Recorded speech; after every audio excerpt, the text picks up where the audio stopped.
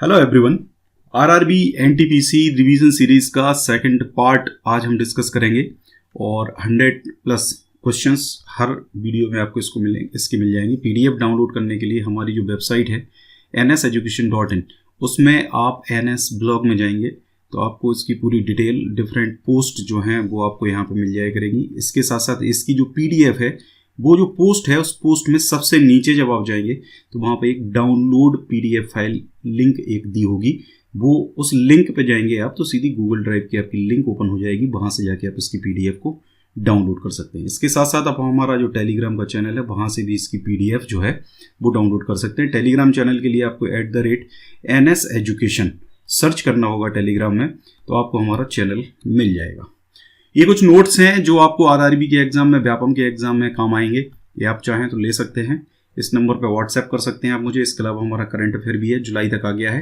6th month addition जो है Madhya Pradesh current outlook, ये जनवरी से लेकर जून तक का भी अवेलेबल है। ये आप चाहें तो व्हाट्सएप पे क्वेरी कर सकते हैं।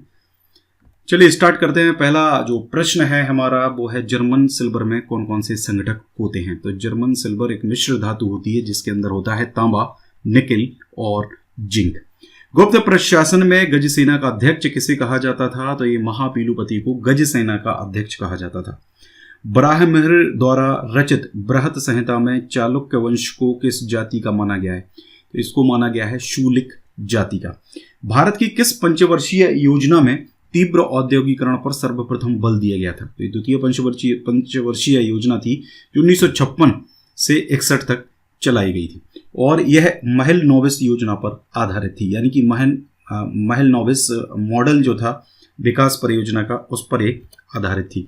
लाल व नीले रंग को मिलाने पर कौन सा रंग प्राप्त होता है। तो लाल और नीला रंग अगर मिलाया जाए तो मैंजेटा यानी कि बैगनी रंग प्राप्त होता है। भारत में महाकाली नदी संधि किस देश के साथ की है। तो भारत ने नेपाल के साथ महाकाली नदी संधि की हुई है। शाइलॉक किस साहित्यकार द्वारा सृजित पात्र है। तो ये विलियम शेक्सपियर द्वारा सृजित पात्र है शाइलॉक। दूरदर्शन पर प्रसारित हो चुके लोकप्रिय धारावाहिक नीम का पेड़ के लेखक ये हैं राही मासूम रजा। स्वामी विवेकानंद का जन्म स्थान किस नगर में है। तो ये कलकत्ता है जहां पर उनका जन्म हुआ था। नेक्स्ट जो हमारा प्रश्न है, ऑक्टोपस मोलस्का का प्रचलित नाम क्या है। तो ये श्रृंगमीन है। पृथ्वी का औसत घनत्व कितना है। तो ये 5.5 ग्राम पर सेंटीमीटर क्यूब है। गंधक के साथ रबर को गर्म करने की क्रिया को क्या कहते हैं। तो वल्कनाइजेशन यानी वल्कनीकरण। इसमें गंधक के साथ रबर को गर्म किया जाता है। बैक्टीरियोफेज क्या है। बैक्टीरिया का परजीवी वायरस जो है उसको बैक्टीरियोफेज कहा जाता है। यह कथन किसका है कि भारत का संविधान भारत का संविधान संघीय कम है और एकात्मक अधिक। तो केसी बियर का कथन है। खैबर दर्रा कहाँ स्थित है। तो खैबर दर्रा स्थित है पाकिस्तान और अफगानिस्तान के बीच में। किस उपकरण की सहायता से वायुयानों तथा मोटर नाव की गति को नापा जाता है। तो टैकोमीटर होता है जिससे जो वायुयान है या मोटर नाव है उनकी गति को नापा जाता है। वह क्रिया आपकी जो बाइक होती है या कार होती है उसका जो होता है उसको कहा जाता है स्पीडोमीटर। ठीक है, ये भी आप ध्यान रखिए। वही क्रिया जिसमें किसी परमाणु का आक्षीकरण घट जाता है ये कहलाती है आपकी अवकरण। तुजु दर्रा भारत को किस देश से जोड़ता है। तो ये जोड़ता है भारत को म्यांमार से। राष्ट्रीय विकास परिषद का गठन कब किया गया था। तो 1952 में किया गया था राष्ट्रीय विकास परिषद का गठन। वैदिक युग में राज्य व्यवस्था का स्वरूप कैसा था। तो ये राजतंत्रात्मक था। ठीक है, यानी राजतंत्रात्मक मतलब क्या होता है कि एक राजा होता था। ठीक है, वहां पे स्टार्टिंग की वैदिक फेज की अगर बात करें तो सरदार आप समझ सकते हैं, एक तरीके से एक सरदार हुआ करता था। कुछ ग्रुप्स बन गए थे, फिर धीरे धीरे उत्तर वैदिक काल में जब बड़े होने लगे तो जनपद बन गए। ठीक है, फिर ये जनपद जो है एक जनपद का हेड होता था, मतलब ये राजतंत्रात्मक हो गया था। बाद में फिर महाजनपदों का उदय हुआ था। 1932 में अखिल भारतीय हरिजन संघ की स्थापना किसने की थी। तो ये महात्मा गांधी ने की थी। प्रथम अखिल भारतीय किसान संगठन अखिल भारतीय किसान सभा का गठन कब हुआ था। तो ये 1936 में हुआ था। ऋग्वेद में सबसे अधिक मंत्र किस देवता की स्तुति में लिखे गए हैं। तो ये इंद्र हैं जिनकी स्तुति में सबसे अधिक मंत्र यानी कि 250 सूक्त कहा जाता है इसके अंदर जो मंत्र होते हैं उनको। वेदांत शब्द का प्रयोग किया गया है। तो ये उपनिषदों के लिए किया गया है। चलिए कमेंट करके बताइए कि भारत में मतलब टोटल कितने उपनिषद हैं, ये कमेंट करके आप बताएं। भारत में मुद्रास्फीति मापी जाती है। तो थोक मूल्य सूचकांक के द्वारा इसको मापा जाता है। अंटार्कटिका पर भारत की दूसरी प्रयोगशाला कौन सी है। तो ये मैत्री है। भारत रत्न श्रीमती MS सुब्बुलक्ष्मी शास्त्रीय संगीत की किस शैली की प्रसिद्ध गायिका हैं? तो ये कर्नाटक शैली की प्रसिद्ध गायिका हैं MS Subbulakshmi. Sir Charlie Chaplin कला के किस क्षेत्र में सर्वाधिक लोकप्रिय रहे? तो ये फिल्म अभिनय और फिल्म निर्देशन के क्षेत्र में सबसे ज़्यादा लोकप्रिय रहे हैं। घूमती हुई चकती के केंद्र के पास एक पत्थर का टुकड़ा रखा है। पत्थर को परिधि की ओर ले जाने पर उसके घूमने की जो गति है वो कैसी हो जाएगी? तो उसकी जो गति है वो कम हो जाती है। ठीक है, तो ये आप ध्यान रखिए। नेक्स्ट हमारा पंजाब के जालंधर जिले के किस गांव को नर्सरी ऑफ हॉकी प्लेयर्स कहा जाता है? तो ये संसारपुर है, गांव है जिसको मतलब नर्सरी ऑफ हॉकी प्लेयर्स कहा जाता है क्योंकि यहाँ से सबसे ज़्यादा हॉकी प्लेयर्स निकलते हैं। यूरोक्रोम किस प्रकार बनता है? तो हीमोग्लोबिन का जब विखंडन होता है तब यूरोक्रोम बनता है। मनुष्य का मस्तिष्क अस्थियों के किस खोल में बंद रहता है? तो ये आपका फ्रेनियम होता है जिसके अंदर मनुष्य का जो मस्तिष्क होता है वो बंद होता है उसके अंदर। गोवा को किस वर्ष राज्य का दर्जा दिया गया था? तो 1987 ईस्वी में दिया गया था। बोडिला दर्रा किस राज्य में स्थित है? तो ये अरुणाचल प्रदेश में स्थित है। नगर निगम का सर्वोच्च अधिकारी तो ये कहलाता है आपका महापौर, नगर निगम का सर्वोच्च अधिकारी। 1969-70 का प्रसिद्ध अकाल देश के किस भाग में पड़ा था? तो ये बंगाल में पड़ा था, 1969 to 17। शाहजहां ने जहांगीर के विरुद्ध विद्रोह किस वर्ष किया था? तो ये 1622 में किया था। किस पुस्तक के अंत में लिखा है? मरती बिस्मिल रोशन लहरी अशफाक अत्याचार से होंगे पैदा सैकड़ों इनके रुधिर की धार से। तो ये पंडित राम प्रसाद बिस्मिल की आत्मकथा है, निज जीवन की एक छटा, उसमें ये लिखा हुआ है। आगे बात करते हैं माउंट बेटन योजना का संबंध था। तो 3 जून 1947 की योजना है, भारत विभाजन से संबंधित ये योजना थी। सड़क बनाने में किस पेट्रोलियम उत्पाद का प्रयोग किया जाता है? तो जो कोल तार होता है इसका उपयोग इसमें किया जाता है। युवा बंगाल आंदोलन का मुख्य केंद्र क्या था? तो ये हिंदू कॉलेज था कलकत्ता का, जो मुख्य केंद्र था युवा बंगाल आंदोलन का। खालसा का आरंभ किस सिख गुरु ने किया था? तो गुरु गोविंद सिंह ने इसका स्टार्ट किया था 1699 में। श्रेष्ठ बाजार का अर्थ है? तो ये है सरकारी प्रतिभूतियों का बाजार।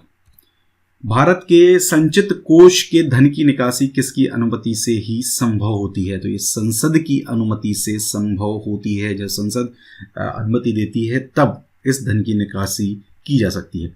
हृदय संबंधी असमानताओं का पता लगाते हैं तो ये इलेक्ट्रोकार्डियोग्राफ होता है, यानी कि ECG इलेक्ट्रोकार्डियोग्राफ, इससे हृदय संबंधी असमानताओं का पता लगाया जाता है। पर्यावरण निश्चयवाद के प्रतिपादक कौन थे? तो ये कार्ल रिटर थे। कुछ ईंधन ऐसे होते हैं जिनके वायु मिश्रण का इंजनों के सिलेंडर में ज्वलन समय से पहले हो जाता है, जिससे ऊष्मा पूर्णतया कार्य में परिवर्तित ना होकर धात्विक ध्वनि उत्पन्न करने में नष्ट हो जाती है। यह धात्विक ध्वनि का मतलब क्या कहलाती है? तो ये अपस्फोटन कहते हैं इसको। इंग्लिश में इसके लिए शब्द यूज होता है नॉकिंग। ठीक है, ध्यान रखिए।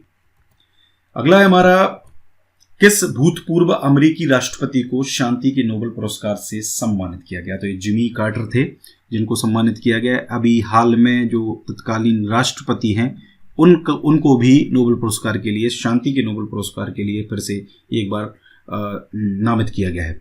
बटरफ्लाई शब्द किस खेल से संबंधित है? तो बटरफ्लाई शब्द है तैराकी, स्विमिंग से संबंधित। आषाढ़ का एक दिन नाटक के नाटककार हैं, तो आषाढ़ का एक दिन नाटक जो है वो लिखा गया है मोहन राकेश के द्वारा। आम एवं बैंगन में लिटिल लीफ रोग किस तत्व की कमी से होता है? तो जस्ता की कमी से होता है। जिंक। प्रथम लोकसभा चुनाव में कितने राजनीतिक दलों को राष्ट्रीय दल के रूप में मान्यता दी गई थी? तो जब पहला लोकसभा चुनाव हुआ था उसमें 14 राजनीतिक दल थे जिनको राष्ट्रीय दल के रूप में मान्यता दी गई थी। किस दर्रे से होकर तीर्थयात्री मानसरोवर झील के दर्शन हेतु जाते हैं? तो ये माना दर्रा से जाते हैं। अंटार्कटिका पर भारत का प्रथम स्थायी केंद्र कौन सा था? तो ये दक्षिण गंगोत्री है। चारु चंद्र की चंचल किरणें खेल रही थीं जलथल में, इन चांदनी बिछी हुई थी अवनी और अंबरतल में। यह पंक्तियां किसकी कविता से उद्धृत हैं? तो ये मैथिली शरण गुप्त की कविता है। ठीक है, बहुत फेमस है, बचपन में बहुत पढ़ा है हमने। चारु चंद्र की चंचल किरणें, अनुप्रास अलंकार इसके अंदर होता है। संघ आर्थ्रोपोडा के प्रमुख उदाहरण कौन कौन से हैं? तो तिलचट्टा, झींगा मछली, केकड़ा, खटमल मक्खी, मच्छर, मधुमक्खी, टिड्डी, ये सारे जो है ये संघ मतलब ऑर्थोपोडा संघ जो होता है उसके अंदर आते हैं। समुद्री नियमों पर संयुक्त राष्ट्र संघ का सम्मेलन कब हुआ था? तो ये हुआ था 1982 में। सिक्किम राज्य में कौन सा दर्रा स्थित है? तो ये नाथुला और जलेप्पा दर्रा स्थित है। प्रधानमंत्री का सचिवालय अधीन होता है, तो ये गृह मंत्रालय के अधीन होता है। अंग्रेजों का सबसे पहला संघर्ष किस मुगल सम्राट के साथ हुआ था? तो ये हुआ था औरंगजेब के साथ। चौथी बौद्ध संगीति किसके संरक्षण में संपन्न हुई थी? तो कनिष्क के संरक्षण में संपन्न हुई थी। चलिए कमेंट करके बताइए, चारों बौद्ध संगीतियां किसके संरक्षण में और कहां और कब हुई थी? कमेंट करके आप बताएंगे। मुजफ्फरनगर में किंग्सफोर्ड की हत्या का प्रयास किसने किया था? तो एक खुदीराम बोस और प्रफुल्ल चाकी ने किया था। पैगंबर मोहम्मद साहब के उत्तराधिकारी क्या कहलाए? तो ये कहलाए खलीफा। ठीक है, और इन्हीं खलीफा के अंडर में, ठीक है, ये खलीफा जो होते थे इन्हीं के अंडर में दिल्ली सल्तनत जो पूरी थी उन्हीं के अंडर में रहा करती थी। ठीक है, भविष्य में उत्पन्न होने वाली संदिग्ध कमी तथा अभाव का सामना करने के लिए बनाए गए किसी वस्तु के भंडार को क्या कहते हैं? तो ये बफर स्टॉक इसको कहा जाता है। एक देश के लिए स्वराज्य परमावश्यक है, सुधार अथवा उत्तम राज्य इसके विकल्प नहीं हो सकते। यह कथन किसका है? तो ये लाला लाजपत राय का कथन है। इन्होंने ही कहा था स्वराज्य हमारा जन्म सिद्ध अधिकार है। आगे बात करें, टिन की अधिक मात्रा मुक्त कांसे को क्या कहते हैं? तो ये श्वेत कांसा कहलाता है। जिंक फास्फाइड का उपयोग किस रूप में होता है? तो चूहा विष जो बनाया जाता है उसमें उपयोग होता है। मैन ऑफ डेस्टिनी किसे कहा जाता है? ये नेपोलियन कहा जाता है। ठीक है, चलिए कमेंट करके बताइए, भारत का नेपोलियन किसे कहा जाता है? भारत का नेपोलियन किसे कहा जाता है? ये आप कमेंट करके बताएं। भारत सरकार की स्वामित्व में इंडियन ऑयल कॉर्पोरेशन की स्थापना किस वर्ष हुई थी? तो 1 सितंबर 1964 ईस्वी में हुई थी। भारत दुर्दशा नामक पुस्तक के लेखक हैं, तो ये भारतेंदु हरिश्चंद्र हैं। केंद्र सरकार के मंत्री व्यवहारिक एवं संवैधानिक रूप से किसके प्रसाद पर्यंत अपना पद ग्रहण करते हैं? तो ये प्रधानमंत्री और राष्ट्रपति के प्रसाद पर्यंत अपना पद ग्रहण करते हैं। प्रत्यक्ष कर डायरेक्ट टैक्स क्या होता है? डायरेक्ट टैक्स होता है वह कर जो जिस व्यक्ति पर लगाया जाता है वही उसका भुगतान करता है, प्रत्यक्ष कर कहलाता है। कारगिल सेक्टर को पाकिस्तानी घुसपैठियों से मुक्त कराने के लिए सेना तथा वायुसेना की संयुक्त कार्यवाही को क्या नाम दिया गया था? तो ये ऑपरेशन विजय नाम इसको दिया गया था। जिब्रेलिंस की खोज 1926 ईस्वी में किस वैज्ञानिक ने की थी? तो कुरोसावा ने की थी। ये एक्चुअल में प्लांट का एक हार्मोन होता है जिब्रेलिंस, ठीक है, जो उसकी वृद्धि में सहायक होता है। प्राकृतिक यूरेनियम में U-235 की मात्रा लगभग कितनी होती है? तो 0.7% होती है। टिटनेस रोग से शरीर का कौन सा अंग प्रभावित होता है? तो तंत्र और मांसपेशियां इससे प्रभावित होती हैं। महान स्वतंत्रता सेनानी रानी लक्ष्मीबाई की समाधि कहाँ स्थित है? तो ये ग्वालियर में स्थित है। इस्लाम में खलीफा पद कब तक रहा? तो ये रहा 1924 ईस्वी तक। खलीफा पद को किस शासक ने समाप्त किया? तो तुर्की का शासक था मुस्तफा कमाल पाशा। इसने इस शब्द को समाप्त कर दिया था। भारतीय जनसंघ के प्रथम अध्यक्ष कौन थे? तो डॉक्टर श्यामा प्रसाद मुखर्जी थे। प्रत्येक सरकार के मंत्री व्यवहारिक और संवैधानिक रूप से किसके प्रसाद पर्यंत अपना पद ग्रहण करते हैं? तो प्रत्येक सरकार के जो मतलब मंत्री होते हैं वो मुख्यमंत्री और राज्यपाल के प्रसाद पर्यंत अपना पद ग्रहण करते हैं। यहाँ पे हम स्टेट लेवल की बात कर रहे हैं। स्टेट की जो कैबिनेट होती है हम उसकी बात करें, स्टेट के जो मंत्री होते हैं उनकी बात की जा रही है। किस वायसराय के शासनकाल में दिल्ली दरबार में महारानी विक्टोरिया को केसर हिंद की उपाधि से सम्मानित किया गया था? तो ये लॉर्ड लिटन था, जिसके शासनकाल में दिल्ली दरबार में महारानी विक्टोरिया को केसर हिंद की उपाधि से सम्मानित किया गया था। आगे बात करते हैं, मोहम्मद साहब पैगंबर के जन्मदिन पर कौन सा पर्व मनाया जाता है? तो ईद ए मिलाद उन नबी ये मनाया जाता है। हिंदू विकास दर की अवधारणा किस प्रसिद्ध अर्थशास्त्री ने दी थी? तो प्रोफेसर राज कृष्णा ने दी थी। इफ्को क्या है? भारतीय कृषक उर्वरक सहकारी संस्था। चलिए कमेंट करके बताएं कि इसका फुल फॉर्म क्या है, इफ्को का फुल फॉर्म क्या है। अम्लीय घोल का पीएच मान कितना होता है? तो अम्लीय घोल का पीएच मान 7 से कम होता है। 7 से अगर अधिक है तो वो घोल क्षारीय होता है, और अगर पीएच 7 है तो ना तो वो अम्लीय होता है ना ही वो क्षारीय होता है। किस उपकरण की सहायता से दो स्थानों के मध्य समाचारों का सीधा आदान प्रदान होता है? तो ये टेलेक्स टेक्नोलॉजी है। दचिग्राम अभयारण्य भारत के किस राज्य में स्थित है? तो ये जम्मू कश्मीर में स्थित है। सिद्धांत शिरोमणि पुस्तक की रचयिता कौन है? तो भास्कराचार्य हैं। यक्षगान लोक नृत्य किस राज्य से संबंधित है? तो ये कर्नाटका से संबंधित है। ऑक्सीजन की खोज 1772-74 ईस्वी में किस वैज्ञानिक ने की थी? तो ये शीले और प्रोस्टेले थे। जिन्होंने ऑक्सीजन की खोज की थी। ये प्रश्न एग्जाम में जो मैं आपको बता रहा हूँ ये हर एग्जाम के लिए इंपॉर्टेंट है। इसे केवल आरआरबी ही नहीं, एसएससी और व्यापम और जो भी आप एग्जाम्स देते हैं सब में इंपॉर्टेंट होंगे। इंदिरा प्रियदर्शनी पुरस्कार किस क्षेत्र में विशिष्ट योगदान के लिए प्रदान किया जाता है? तो ये प्रदान किया जाता है वन लगाने के लिए और प्रतिभूमि के विकास के क्षेत्र में।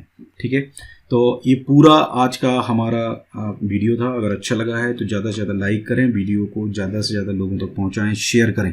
अगर आप कंटिन्यू चाहते हैं इस सीरीज़ को तो कमेंट करके बताएं। ये कंटिन्यू रहेगी और 7-8 हज़ार की समथिंग प्रश्न, जो कि और ज़्यादा भी हो सकते हैं, हम पूरे प्रश्न जो हैं वो डिस्कस करेंगे। अगर इतना आपने कर लिया, ये जीके आपने एक बार पढ़ लिया, एक बार रिवाइज कर लिया, तो आप ये मान के चलिए कि मैक्सिमम जो भी आप एग्जाम्स देते हैं उनके सारे प्रश्न आपसे बनने लगेंगे। ठीक है, ये मेरी गारंटी है। Thank you very much.